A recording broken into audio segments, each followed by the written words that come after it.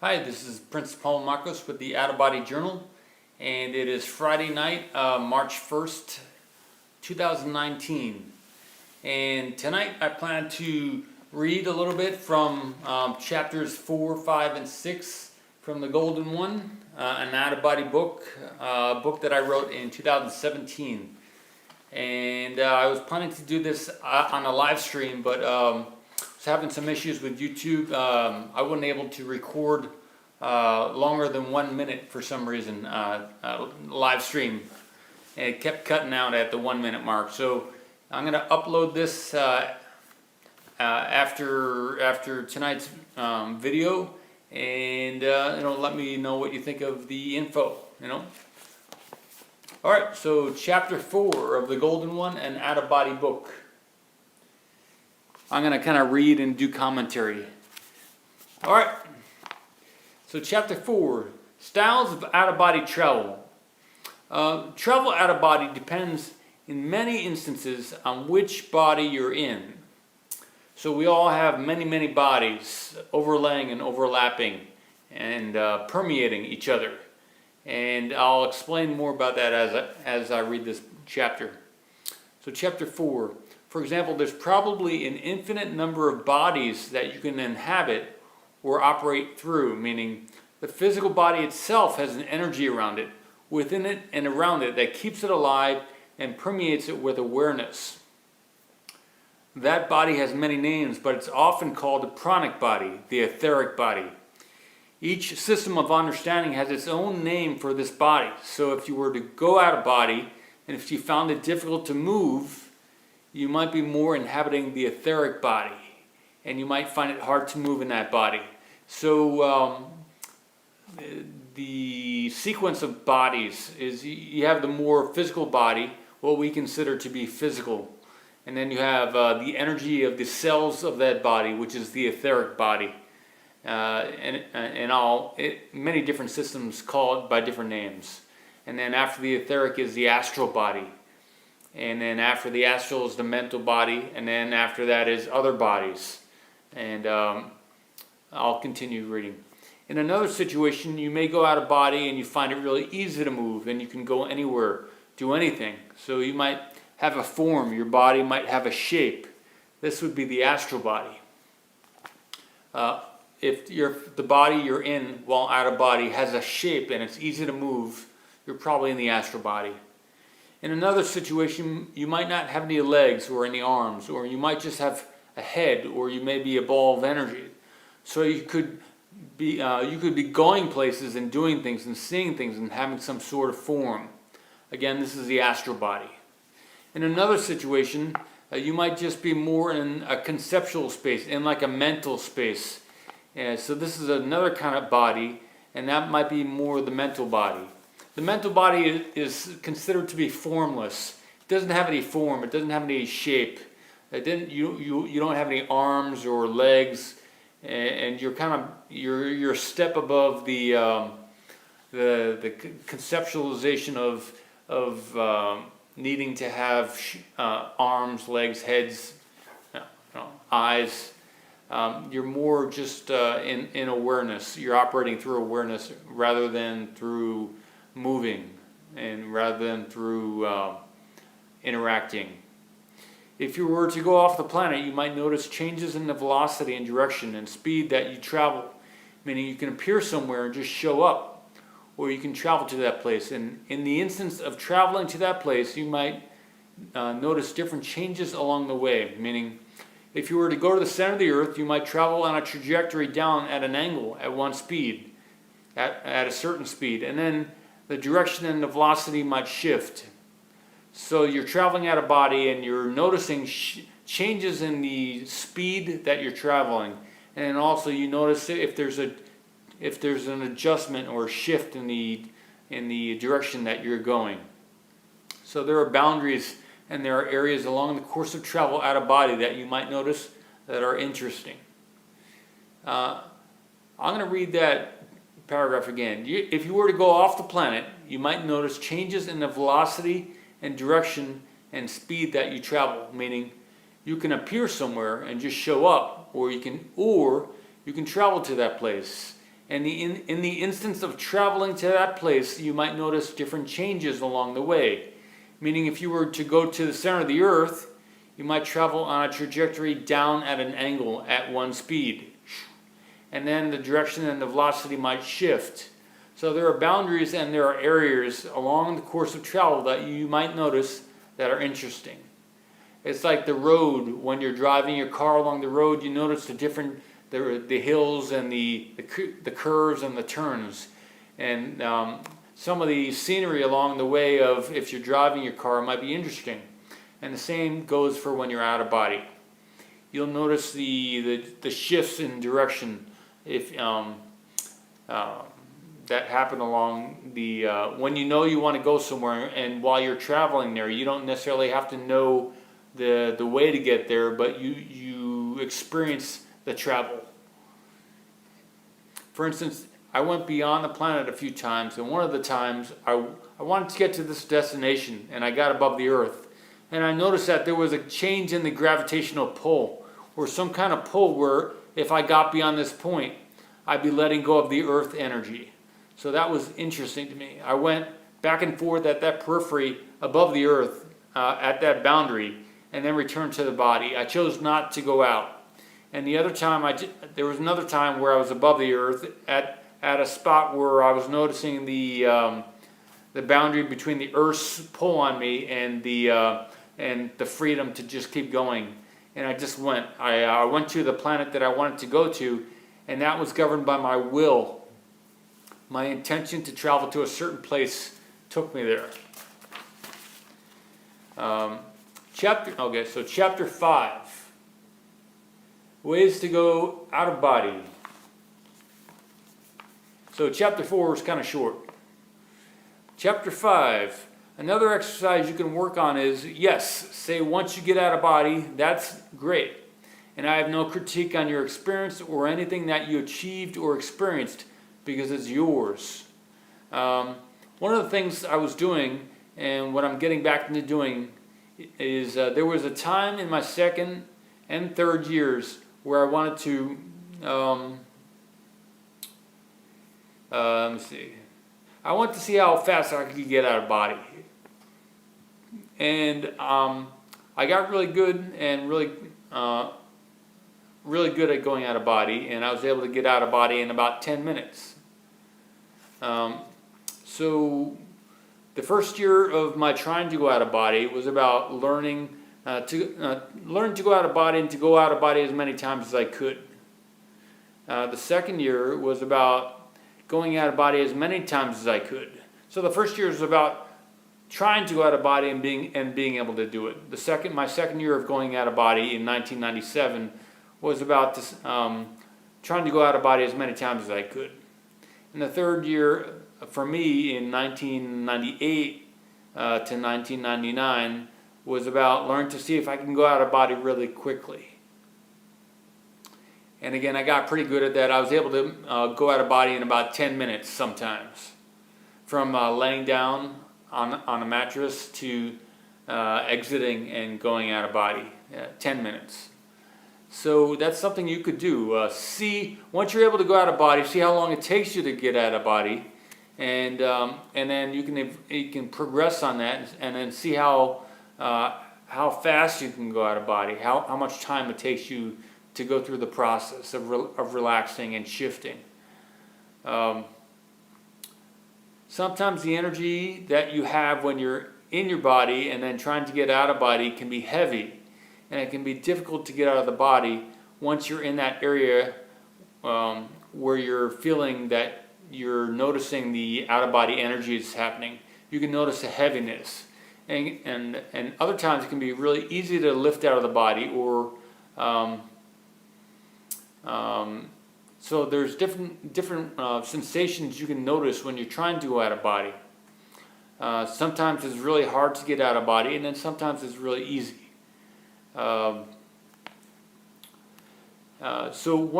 for the paralysis, sleep paralysis, it's another time when you're on the verge of, some people in the beginning, they notice vibrations in the body, and those things you're sensing is either the I heard a noise outside. It's either the etheric, you're noticing the etheric energy, the energy of the cells in the body, or you're noticing the astral. You're beginning to notice the astral energy. So one thing I experienced in 2016 was that in the in-between state, I heard someone saying, breathe through your nose. And when you're trying to go out of body, if you don't think you're out of body, if you think you're still in your physical body, you might not want to breathe through your nose, because you might think that if I start focusing on my nose and thinking about my nose, I might keep myself in my body because I'm kind of focusing on the physical. But there was this one time in 2016, 2 years ago, it's 2019 now, where I heard a voice, and it was telling me to breathe through my nose. And I hadn't noticed that I was in an out-of-body state at that time, but apparently I was, because I started to breathe through the nose that I was in, and it helped me to loosen up and free into the out-of-body state. So other times I've heard music. I've heard like orchestras and music in the background while I was in the in-between state of going out of body. And I've also heard people talking, but I haven't heard people talking a lot. Only a few times, handful of times, four or five times, and I never really liked that. So I didn't pay attention to that, and it didn't happen a lot after that for me. So I only heard like a few times, or 4 or 5 times, a voice. And again, it's just not my thing to follow any voices. And other times I've heard music several times, and it's been fun. If you hear an orchestra or some kind of music that you're into in those transitionary states, it can be kind of exciting. So sometimes when you're trying to go out of body, it's just so smooth and easy to lift out of body. It can be very beautiful, easy, and comfortable. Other times it can be more difficult, and again, that often relates to the amount of energy you have in your body, and the kind of body that you're focusing on. If you're focusing on the etheric body, again, it's going to be hard to move. If you're focusing on the astral body, then it's going to be easy to move. Other times I've used some kinds of visualization while trying to go out of body. I used to do gymnastics for about 15 years when I was younger, and I'm 42 years old now. But for about 15 years when I was a younger kid, I'd visualize I was I'd be laying down, and in gymnastics, there's a high bar that you grab onto, and you spin around it with your arms above your head, both arms, and you spin around. And I'd kind of picture myself I'd be laying down, and I'd picture myself on the high bar spinning and doing giants. And using that visualization while relaxing on the bed, I'd be able to focus on that, and I'd be able to flip out of my body. So you can use visualizations to move the astral body and to move your focus and awareness into that state, and just flip out of body. I'd try to visualize and picture and feel what it was like to go around the bar and circle around the bar with my hands, holding the bar and my feet below, and doing giants around the high bar. I try and picture that, and I had many out-of-body experiences where I'd be lying in the bed, visualizing that, and then I'd flip out of the body, and it'd be a very quick, sudden exit from the body. So there are many ways to visualize going out of body.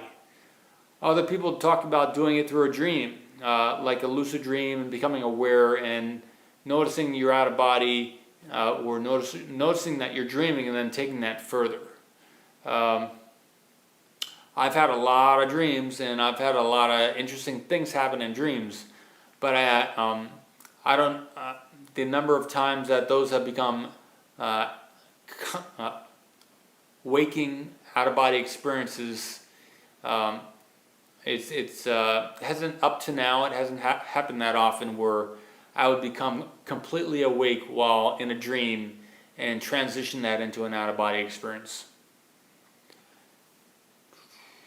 I've been successful with visualizing kinds of things and that leading into an experience. So in a in like a relaxed, conscious focus state, visualizing and that taking me out of body. I've had a lot of success with that. So you can try some different things and see what works for you, you know. All right, chapter 6. This is the final chapter for today. We're 15 minutes into the video. I'm probably going to go between 30 minutes and an hour tonight. So chapter 6, overlap. I really like this chapter. And it may be difficult for you when reading the chapter, but now that I'm going to be reading the chapter to you, it might be a little bit more understandable, easier to understand, and maybe enjoyable. So this is a longer chapter, okay? Overlapping awareness, chapter 6. This chapter is about the mind and beyond the mind. So I'm going to show you a math formula which kind of talks about overlapping awareness. Okay, so we have 3 letters I'm going to tell you, A, B, and C, okay? If those things represent aspects of your personality, let me see if we got it. Here we go.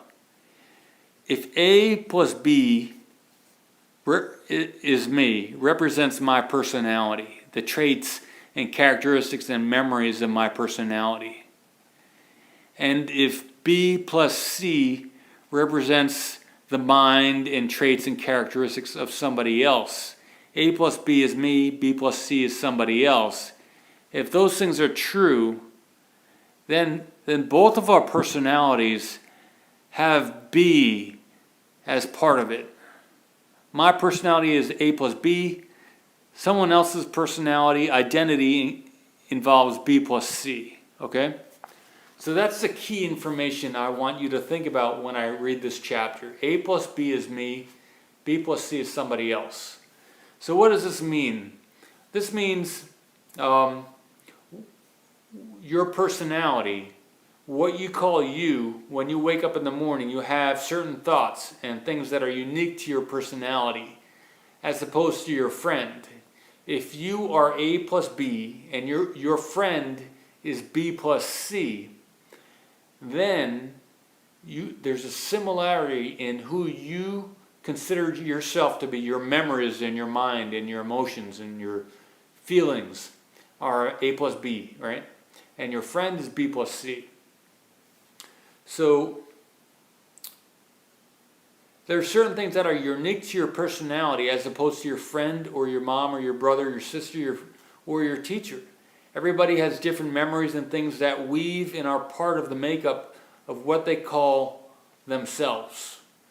And they identify with those things in their lives, and that brings the soul, their soul, and forms it in a special way for everybody, for them.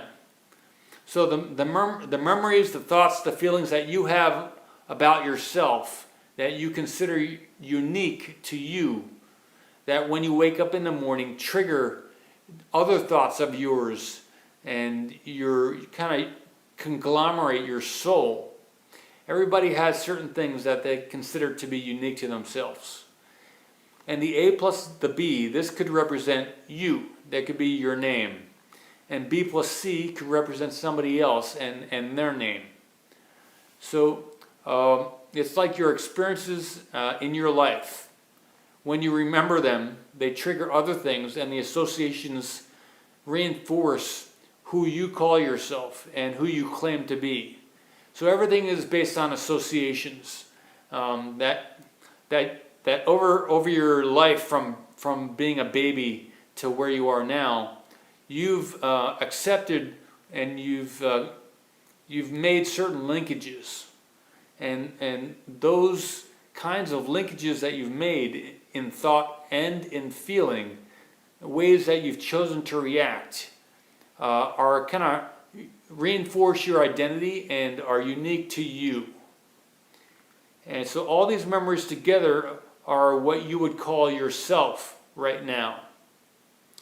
And the B plus C, where A plus B would be what you call yourself. If A plus B is you, B plus C could be somebody else, your brother or your sister or your mom.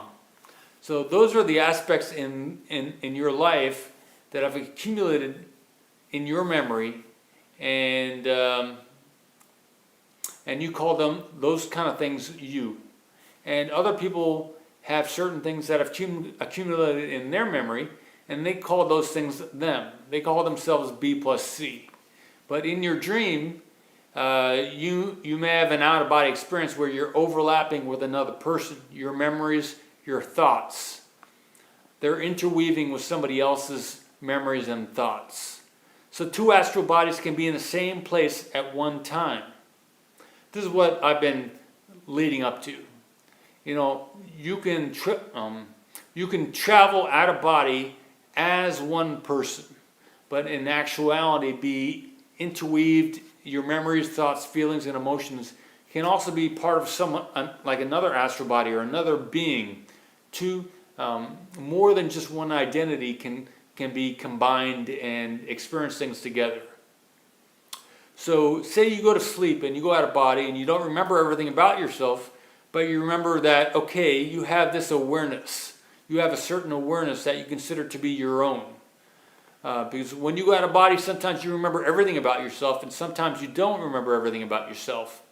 I've been out of body, and each time is different because I don't always recall all the aspects that make up me when I'm out of body.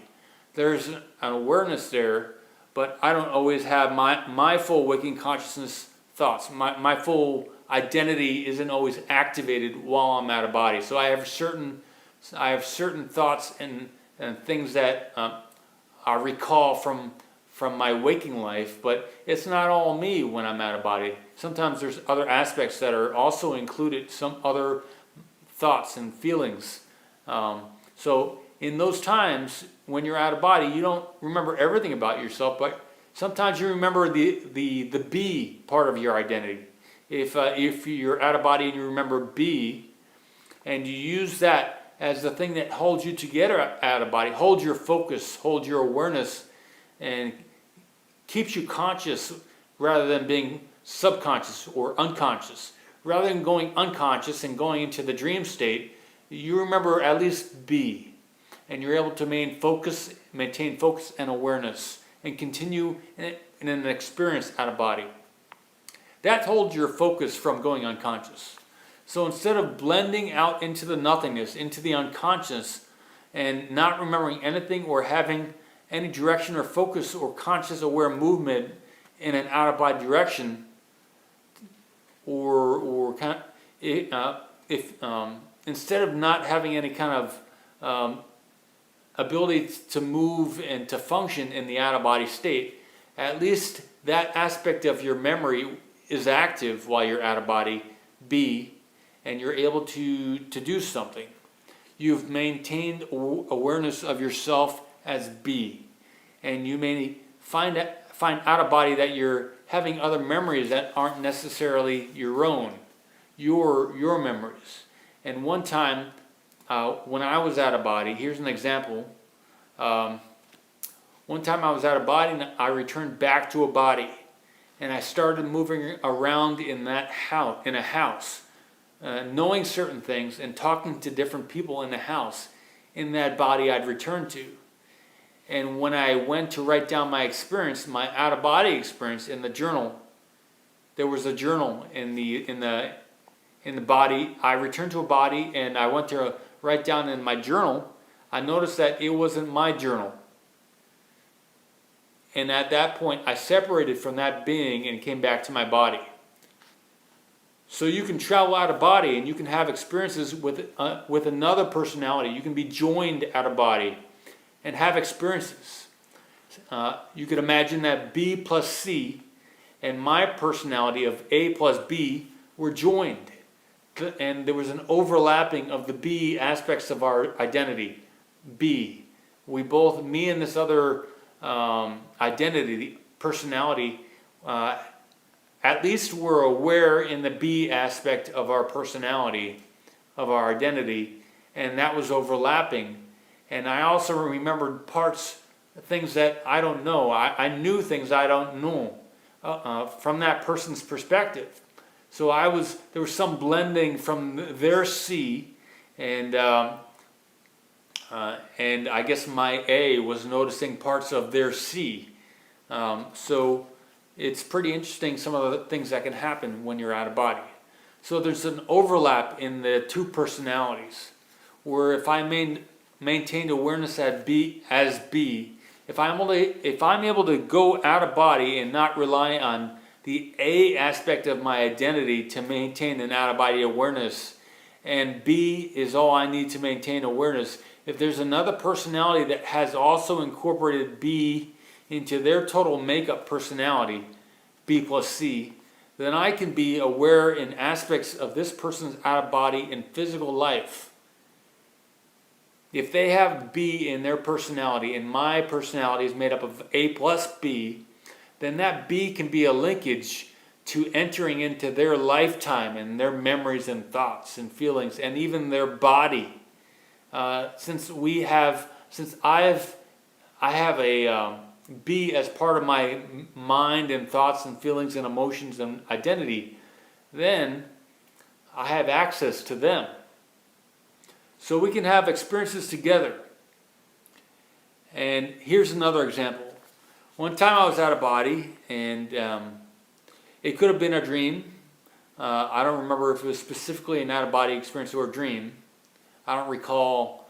I don't call something an out-of-body experience unless I remember leaving the body, doing something, returning to the body, and writing it down. So in this instance, it didn't happen like that. So I had this very clear experience, or very real experience, where I was on a battlefield, and I was in a black woman's body.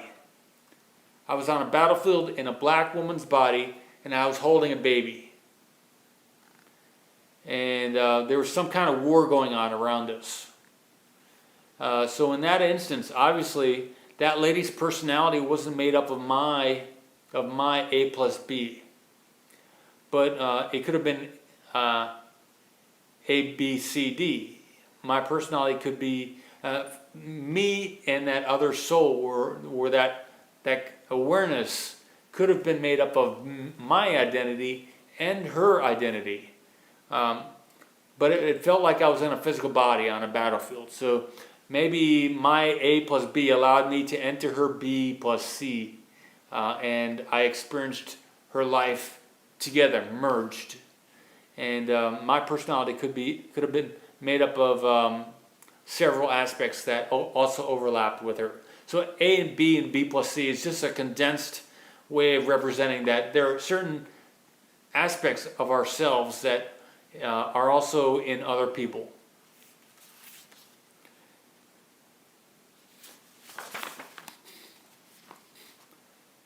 So this is kind of a way of symbolizing, or a way of representing some of the stuff that can happen, and using just some letters to represent this. A plus B doesn't really mean anything. It's just something I came up with and applied it to this situation. So there's some kind of overlap in our personalities or souls, so that I could be aware in her body and not bring my name. When I was in her body, I wasn't thinking I'm Paul. I wasn't thinking of my name. I was just in her body, experiencing and being aware. My awareness was activated, and I was thinking, but not not as a different person. We were thinking together, and I was aware.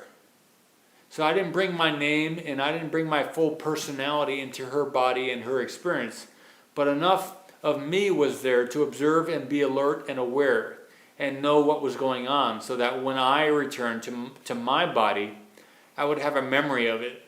It wasn't intentional. I didn't intentionally go into the lady's body, but it could have been me in a concurrent lifetime. So you can have multiple lifetimes at the same time. So concurrent lifetime somewhere, or maybe we're part of the same soul group, or these are some of the second stage experiences that you can have. This is without getting into the third stage of out-of-body experiences, without really understanding what the third stage is, and explaining this to you from a second stage perspective. So there's some kind of similarity or sameness of being, of identity there. So that's overlapping minds. I've had a bunch of stuff like that over the years, and that talks about the mind. And in another chapter I talk about the thoughts spinning around the body, where one time I was at a body and I saw these things spinning around the body, like these balls of energy spinning around the body, around the physical body. I was at a body in the astral, looking back at the physical body, and I saw these things spinning around the body. And I touched one of them. I reached out and I touched one of these balls of energy that were spinning around the body. And it seemed, and I knew that it was a certain thought. It was a specific thought. So there's probably multiple balls of energy spinning around our bodies at different heights, different levels, and different distances from the body. And they're all thoughts. And from the out-of-body realm, from the out-of-body state, you can interact with these thoughts individually rather than you don't have to go into the brain. In this situation, what I'm telling you is that thoughts are spinning around outside of the body, around the body. So this chapter is about the mind, and it's also about beyond the mind, which I'll go into now. There are many thoughts physically stored in the brain, apparently.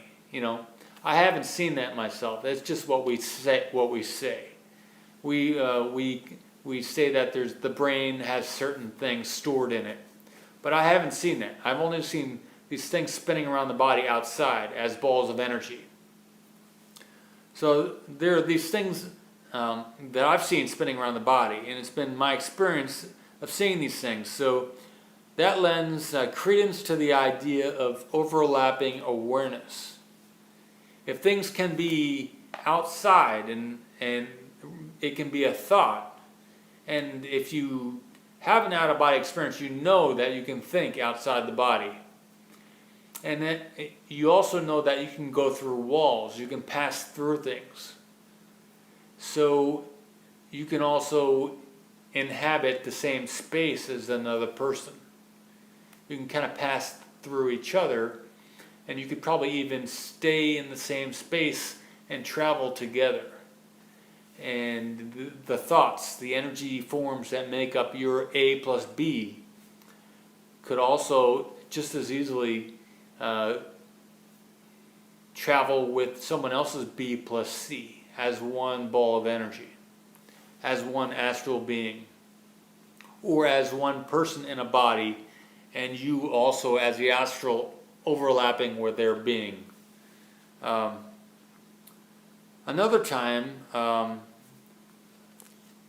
you can exist and be beyond the mind. Here's an example.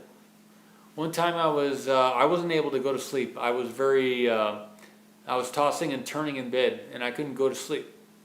I was really annoyed. I was just turning and turning in bed, and I couldn't go to sleep, but I wanted to go to sleep. So at some point in that tossing and turning throughout the night, I was able to turn off the mind. I was able to click it off, and right after that, I expanded out beyond the body and into a bliss state, and then I went unconscious. I went into nothingness, or so I was tossing and turning. I was able to click something. I heard a click because I was trying to do something, and I heard a click, and then I was expanding out of the body. I was expanding, expanding. And then I went through a bliss state, and then I went unconscious or into nothingness. And then at some point I became aware, alert, and I was in space. I was somewhere in space, and I could see these things in the background, and they looked maybe like stars.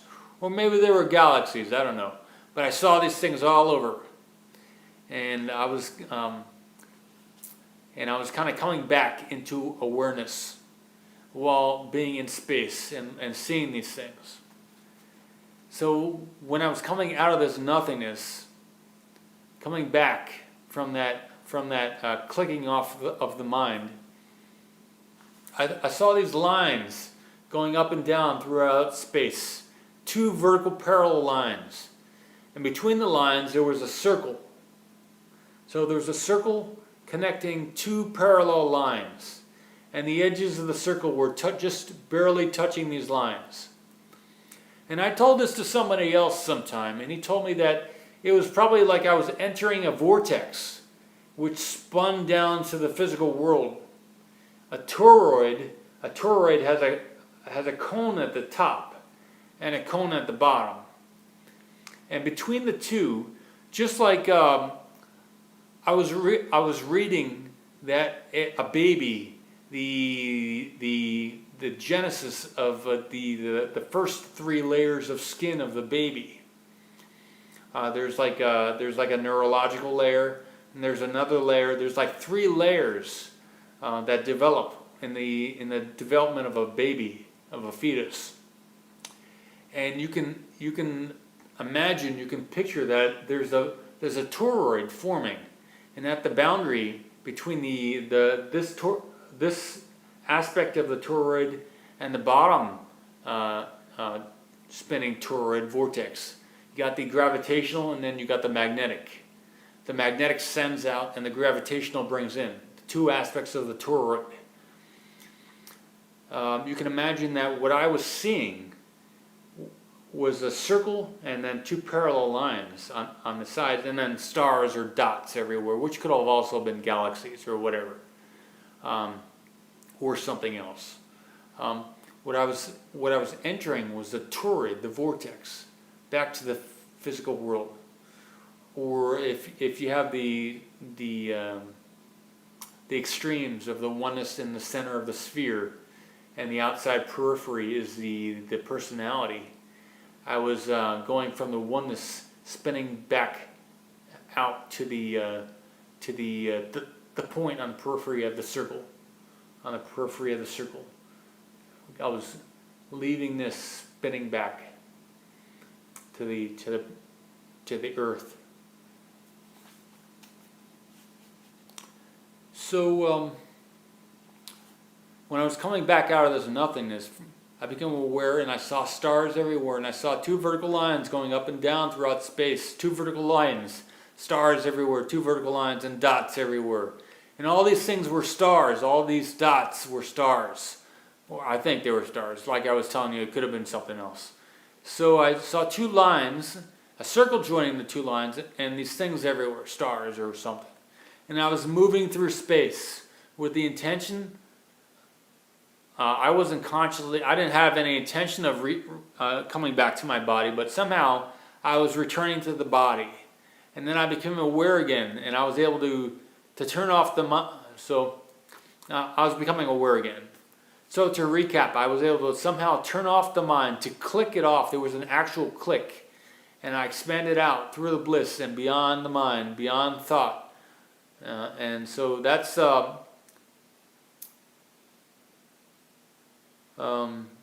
an experience I want to share. It was a great experience. That's the only time in my life I've ever experienced something like I was laying down, tossing and turning. I never lost conscious awareness of anything. And I clicked, there was a click in the brain area, up here somewhere. And then I expanded out. And I wasn't doing anything, I was just meditating. I wasn't taking any substances. I didn't do any drugs. It was great.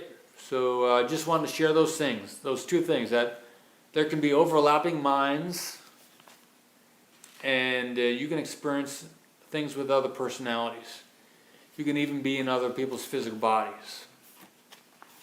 One time, there's a short story. One time I was in, I became aware out of body. I was out of body. I guess I'd gone to sleep, and then sometime I became aware of being out of body. And I was in another man's body. I was in an Asian man's body, and he was drunk, a drunk Asian man. And I was walking around, and he looked in the mirror, or I looked in the mirror. I think he was moving the body, and I was just aware of what was going on. And I could see an Asian person's body in the mirror. So I became alert out of body, but I was in another body. And I saw in the mirror when this guy looked in the mirror, and it was an Asian man's body, and he was drunk. So I was in another body, another person's physical body, just like I was in that black lady's body on the battlefield. Maybe it was my body in another lifetime or a concurrent lifetime. So it doesn't necessarily have... In the third stage of out-of-body experiences, you learn that it's all your body. All the bodies are yours. So it's an overlapping of the perspective of the personality, an overlapping of the personality. But you're in all the bodies. It's all your bodies. So I was in another person's body, another person's physical body. So that's a reason maybe not to drink, because you open yourself up to other beings coming into your body. You don't know. It wasn't intentional for me to enter that Asian man's body. I didn't intentionally go out there and then want to end up in that body. But I became awake and alert in someone else's body, and that lends credence. It gives strength to the concept of A plus B and B plus C, because there was an overlapping of our personalities. There was somehow we were on the same wavelength. We were working together. So again, in that situation, in that scenario, my personality could have been made up of A and B, and theirs could have been made up of B and C. And as long as there is some kind of overlap in the identity or in some kind of state of awareness, as long as there's some kind of overlap, it's going to be easy, or even easier if there's more overlap going on, for you to experience things as them. So that ends chapter 6. We're at 42 minutes into this stream. I was reading from the Golden One, an out-of-body book by Prince Paulimakos, by me, Prince Paulimakos. And the reason, that's my legal name now, Prince Paulimakos. I consider anyone who's had a third stage of out-of-body experience to be a prince or to be a princess. Because the third stage of out-of-body experiences is real royalty. It's true royalty. You realize that you are royal. You are the Golden One. And so is everybody else. Because you realize that the same energy that's in you is in somebody else. It's the same awareness, the same identity, without memory. If we were able to wipe out someone's memory, but let them still know how to do things, still know how to talk and think and function, but not have any name or personal thoughts, any memories, then that same awareness is in every other body.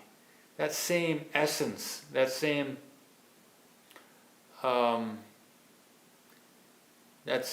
force of being, that same power. Power versus force, they say force is more the spiritual and power is more the resistance kind of thing. So sub 200 level is kind of force, and over 200 level is power. So I'm just trying to tell you that what's in you is also in me, and it's the same thing.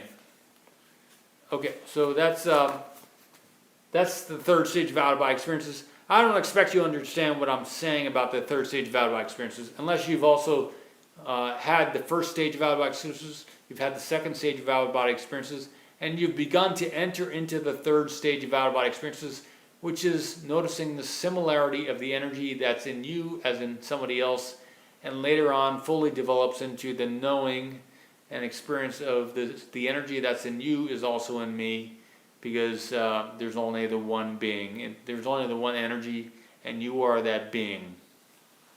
All right. So the next thing I'm going to do for about 10 minutes is to read from my journal from 2017. I've been reading a little bit each week on Fridays, and I'm going to continue. I left off on Monday, March 31st, 1997. So I encourage you to journal for yourself. Journal your experiences, because the more you do that, the more you'll see similarities in your experience and what's happening with you, and you'll be able to take it to the next step in your next meditation session.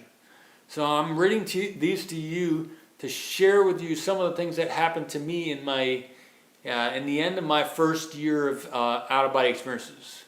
My first experience happened in early 1996, and in March of 1997, it's really past the 1 year mark. So this is somewhat going to my second year. Up to this point, I've had a few out-of-body experiences, probably at least 5 out-of-body experiences in 1997, March 31st, and I'm starting my second year of out-of-body experiences where I'm learning to do it more and more.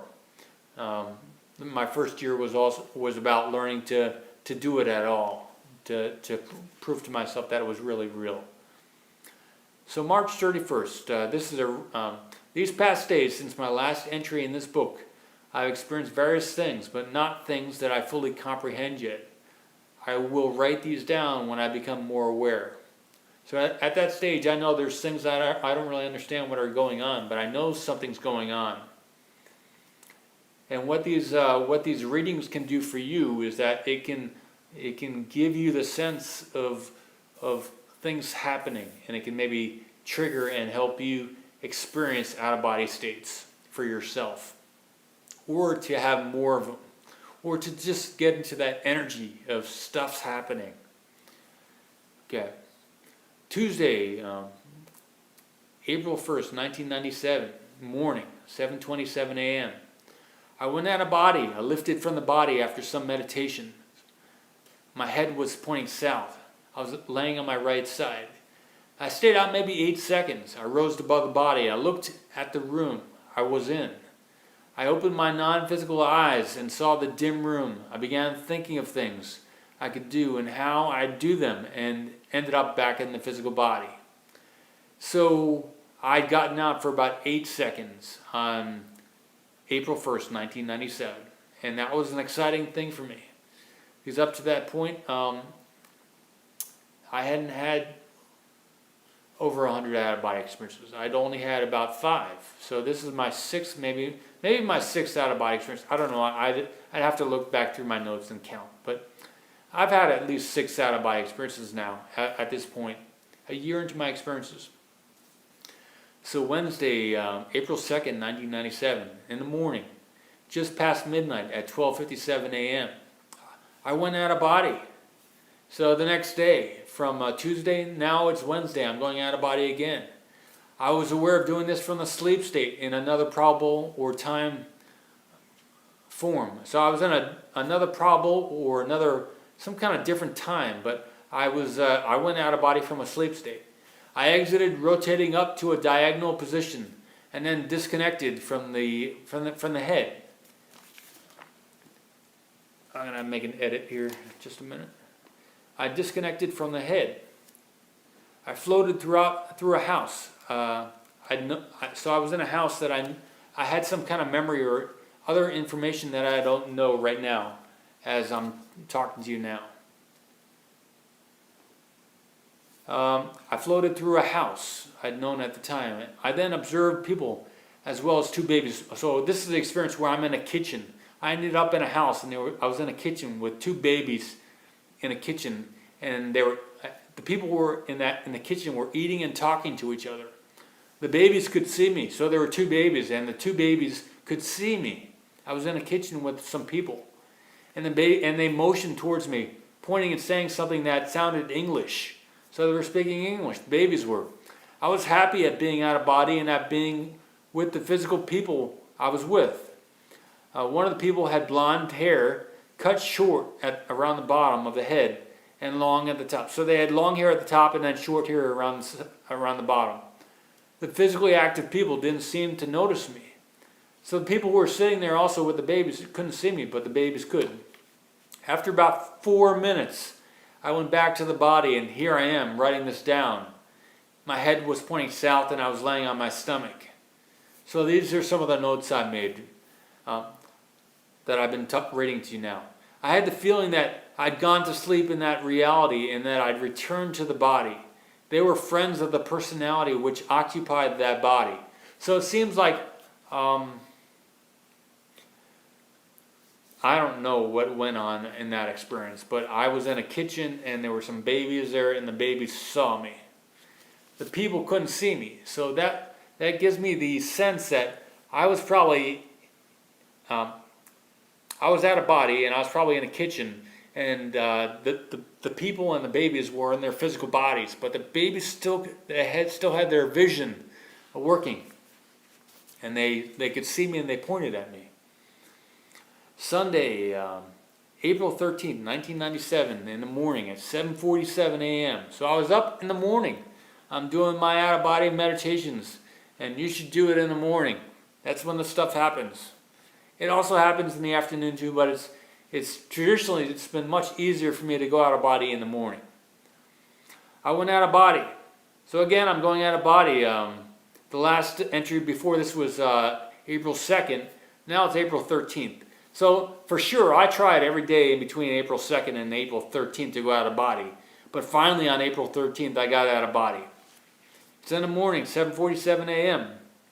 Went out of body. I went to sleep on my right side last night. I've been sleeping since last night. I woke up this morning, moved my position in bed onto my back with my head north. I thought of going to the bathroom, but I didn't feel like I had to. So I laid in bed.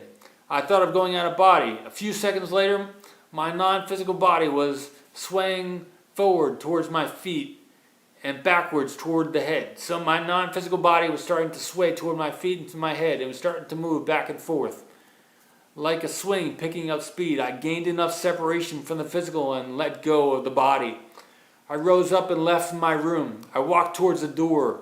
It looked sunny outside. Weird thing here is, it's not sunny when I look outside now in the physical while I'm writing this down. I opened the screen door to my house and stepped outside. It was a nice day. I was really going to look around and explore this time. I then noticed someone sitting down in another house and looking out their front door. I thought he was looking at me, so I decided to go back inside and put on some clothes on. So this is some stuff that happens, stuff that you think about in the second stage of out-of-body experiences, where, am I wearing any clothes? This is a weird moment. Then I went back outside and looked at the person, and saw he wasn't looking at me anymore. I also did away with the glasses that I had just thought and formed on my face. I could see just as fine without them. I put them on the step outside my house. I'm still thinking physical, like, these are things you would think about when you're in your physical body. Am I wearing my glasses? Do I have my clothes on? It's crazy stuff, because out of body, you don't need clothes out of body. Next, I went back inside to take off my unnecessary pants and ended up in the body. So by doing these things, by thinking like I would as if I were in my physical body, those thoughts are associated with moving your body and stuff like that, and that triggered me back into my physical body. I was back in my physical body. I should have just thought them gone. I noticed my breathing was deeper than when I left my body. So when I got back into my body, I was physically breathing deeper. Too bad. I was thinking of talking to a tree, but my insistence on physical, material-centered thought, my insistence on thinking like I was in my body, brought me back details, unnecessary details.